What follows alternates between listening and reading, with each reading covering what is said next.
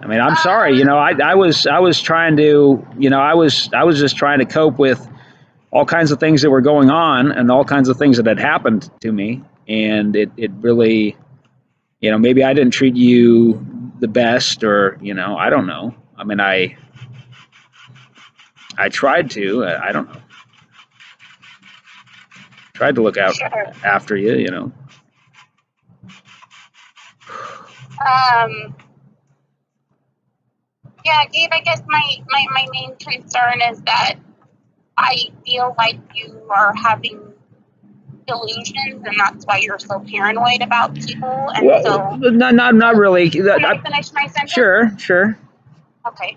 So that makes me concerned because I don't know if at like any point, if I was meeting with you or something like that, if you decided to think that I was a part of some group that was after you, and then I don't know. Oh no, I certainly don't think that, Rose. And these people, they meet certain criteria, and they're kind of rare, Rose. And it's you kind of see. It's just I know you have no involvement. That's never crossed my. That's never even entered my mind, Rose. I've never been. I would. I've never. If it came down to it, Rose, and some members of this family, wanted to hurt me, I mean, I probably would only, just defend myself against it. I mean, that's never, Nick and I, we got into, a couple different altercations, and the reality is that was orchestrated, and through electromagnetic frequency induced mind control. And Nick, if you talk to him, he'll give you various different explanations. But he last time I talked to him, he thought the things that he was experiencing that seemed linked to what I've been experiencing. He thought that it was he reversed course, and he thought that he was schizophrenic. He just wants to, kind of he wants to believe that, some of this stuff is not real, but, we both know what we witnessed, and, there's an inside story, Rose, and there's maybe some articles possibly you might want to read, or, just a documentary or two you might want to watch. There's just a lot of actual evidence, for what I've stated, and I'm not, I don't believe everybody's out to get me. It's only just a handful of criminals, and that's really what it is, And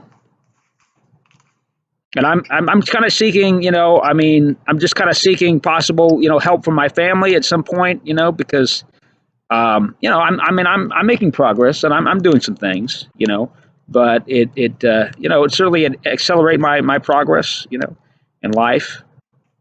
And the reality is that I've been really up against it, Rose. I have been persecuted by some people, and then that set in childhood, and then that set me up to get to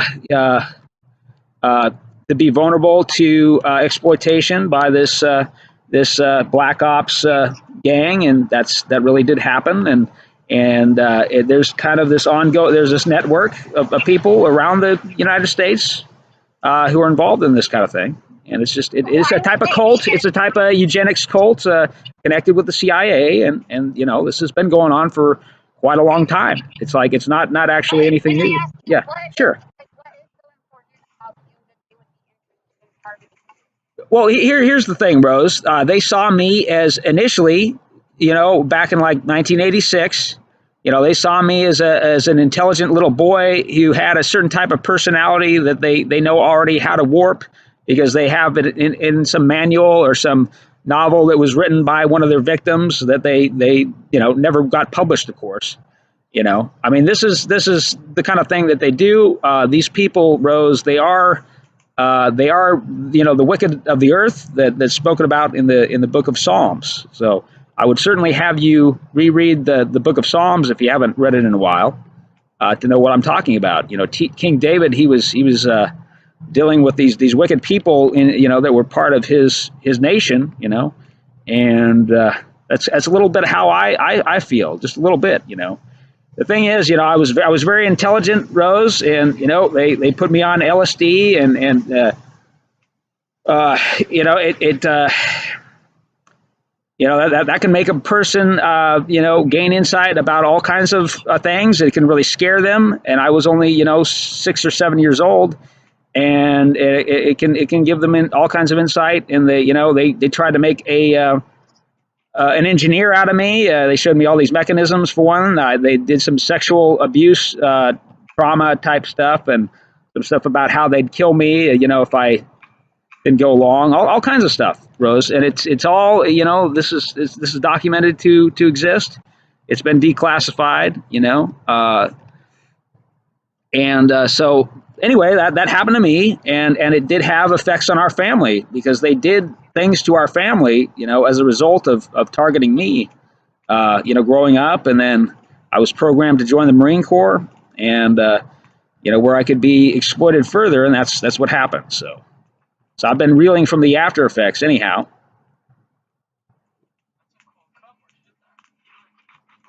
Do you have any questions about any of that, or just? I don't believe that any of that's true, and that's what's hard. Is that Well, I yeah. think that it's a complete delusionment. Well, here's It makes me okay. really sad for you. Okay. That's how you feel that your life is spent. Because I don't believe that any of that's true. Okay. Well, that's the natural inclination, Rose, because people don't want to believe that evil people are targeting them. I believe that They do, and they're all over the place, Rose. They're here and there and everywhere. And you walk right by them, and you don't necessarily know, because that's a sociopath, and he has a front personality which he displays to you when he's talking to you and dealing with you. You'd really have to work with him or get to know him, before you saw any of that. That's the kind of people we're dealing with, and sociopaths constitute 1 in 25 people in the United States. This has been studied, so. They're hard to spot sometimes, unless you have you've dealt with them a lot. So the thing is, yeah, Rose, I mean, it's everywhere you go. I mean, we live in the real world, Rose, and there are all kinds of people in it. The CIA exists. Of course it does, and they have extensive networks of people. Their friends, their relatives, who are also they rope into these operations, and they have domestic operations, and it's related to these eugenics cults that still exist. Eugenics was really popular. They were sterilizing people. They were doing all kinds of things back in the 19th century. And then a lot of that, it certainly became illegal, and but it's continued on, and they use mind control and to exploit people, because a mind controlled slave is the ultimate technology as far as some people are concerned. The Egyptians, they did this. We know that they did the same thing. The ancient Egyptians did, and they did this to the Israelites, who were their slaves, and so they know all about it, and. It's a big widespread thing. So there are evil people in the world, absolutely, but and I happen to fall prey to them. It's this is happening here and there and everywhere, Rose. It's happening here and there and everywhere. It's just that most people they're not going to be involved in all this big goings on, and most of it's going to be fairly humdrum. I mean, people are targeted, and then they just become evil themselves. And they just, get roped into that cult, and they become part of that, and they do those evil things to other people. It's a predator and prey type of thing. This is a battle between good and evil. So just trying to give you some kind of sense of where I'm coming from. And I feel bad where you're coming from, but I don't believe that any of that's true. I think that's a delusion based off of your mental illness. Well, yeah, Rose, that is part of the psychiatric cover up. The people who penned the Diagnostic Statistical Manual for Mental Health. The book that all the psychologists and everybody reads. And to help them diagnose mental illness. I mean, the people who wrote that, the first version of it, they had friends, high level friends in the CIA. And the thing is, Rose, in the section on schizophrenia, they write in all these different. If you're experiencing any of these things that are actually the product of a black operation, just run by wicked people who have some kind of connection to the CIA. They might be on. Some of them are in the police. Some of them are former military, where they learn how to do these operations. They learn how to do these things, and so. Um, what was the point I'm trying to make? I mean, it's just it it's out there and it's real and You're yeah. not going to convince me that what you believe Oh, is true. okay, that's fine, Rose. That's fine for now. That's fine. That's perfectly fine for now. I don't I'm just trying to tell you I'm no threat to you, Rose. I don't want to hurt anybody in the family. I would never do that. I'd rather get hurt. I'd rather die myself, Hurt Rose. mom. I no, You hurt mom. I not really. She You would. punched her in the face and then you choked her out. I didn't punch her. I did not punch her in the face. I did not do that. You punched her. No, I did not punch her. I did not punch her. She has said to me that you punched her, and so did Cloud, and so did Nick. I did not punch her. I know I didn't. I slapped her once. I did slap her after she had and not let me in the door, Rose, which got me because she didn't let me in the front door, just to go get my stuff, to get my backpack. I was homeless at the time. I needed my backpack and my sleeping bag to survive the night. I would have froze to death if I didn't have my sleeping bag, Rose. I needed to get my sleeping bag out of there and my backpack. I was homeless. So she wouldn't let me in, and that led me to breaking into the lower apartment. And those people, Rose, they were trying to drive me crazy, Rose. They were trying to get me to do something rash like what I eventually did after a year of being cooked with a microwave emitter, which causes cancer and it induces terrible nightmares like you wouldn't believe. Now, these things are documented. There are novels and stories and articles written about this. It is real. It's been going on. There was a story in Cuba more recently. You may have read about that or heard about it on the internet or something. You subscribe to news feeds, But here's the thing, Rose. Here's the thing. That was a really extreme circumstance, Rose. I was drugged. I was kept up for a whole week. I was awake for a whole week, and that can drive a person crazy. Insomnia drives a person crazy. That's documented. That's well documented. So I mean, I was coming off. I hadn't slept in a long time. They drugged me. They'd been using a microwave emitter on me. I had a gang of people following me in Portland. So that's how that whole thing happened, Rose.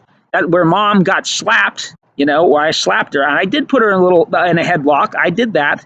And I'm sorry. I told her that I am sorry that happened. But I was being driven insane, and I was at near death's door. I almost stepped out into traffic because I was so dazed and confused, like half the time, like multiple times. Rose, it got that bad. Then I came down to Eugene, and I was hoping maybe, somehow I could get a place to stay for at least a few days so I could get some rest, a safe place, just like in a house, and not some place where they had in the lower apartment, two operatives, who were who to cook me to death,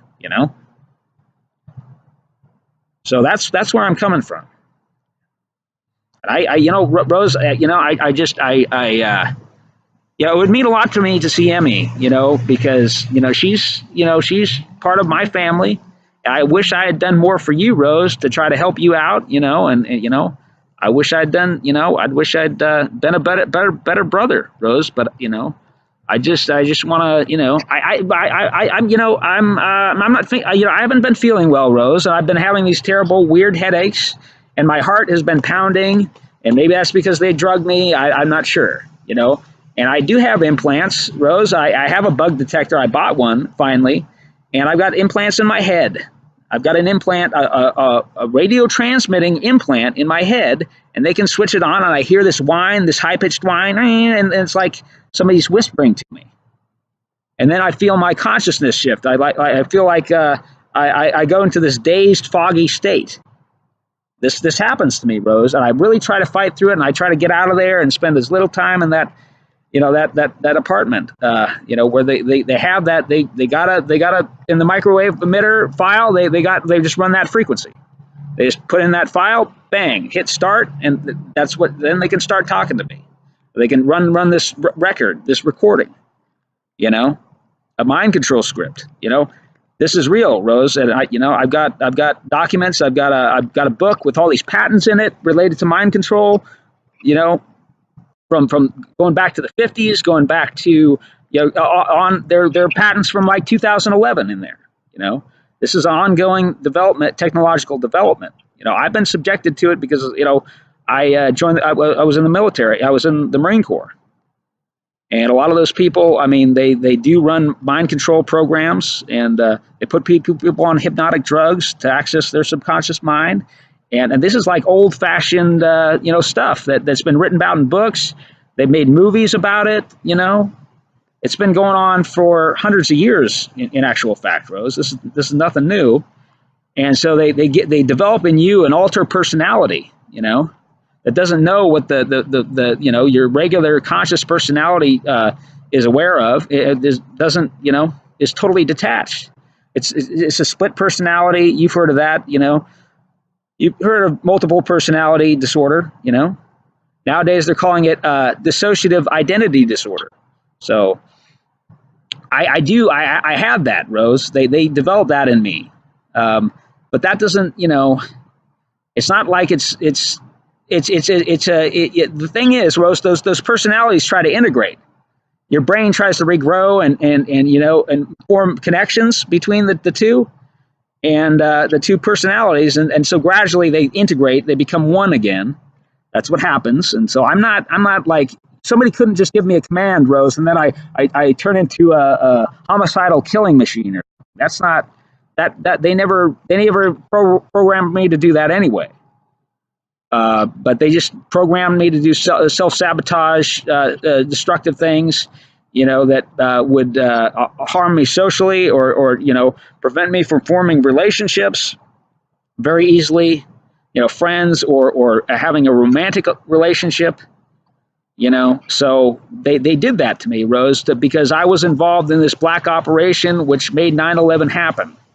Because those terrorists, they weren't going to go through with it. They were stationed in they had a couple of apartments in Seattle, and that was right next. I saw them, they saw me, they recognized me. I mean, this happened, and then I later recovered memories about what we'd done. We drugged their drinks in bars, we picked little fights with them and different things, to get them angry at Americans again. I mean, this I can't make this stuff up. I really can't. Yeah. I don't know. I know. You're not going to know, Rose. And I'm not. At the end of the day, I'm just trying to. This is some preliminary stuff to consider, to look into, maybe. That's all. That's all I'm really saying here. So, Okay. Yeah. But I just want to meet with you guys sometime, like near a park or something, and I don't know. Just to have it doesn't have to be a long thing. I just want to, talk to you a little bit and, play with Barney and Emmy and, that's all, I can think about it, okay? Yeah, okay, that's fine. Yeah, all right, Rose. Well, I love you, Rose, and, I love you too, babe. All right. Talk to you soon. Okay, sounds good. Bye.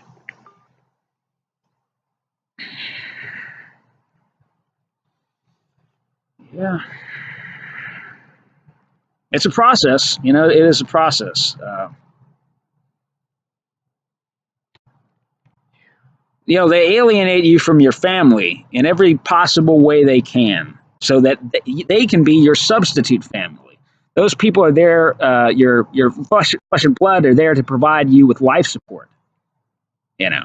That's how they do it. So, I mean, what these people are trying to do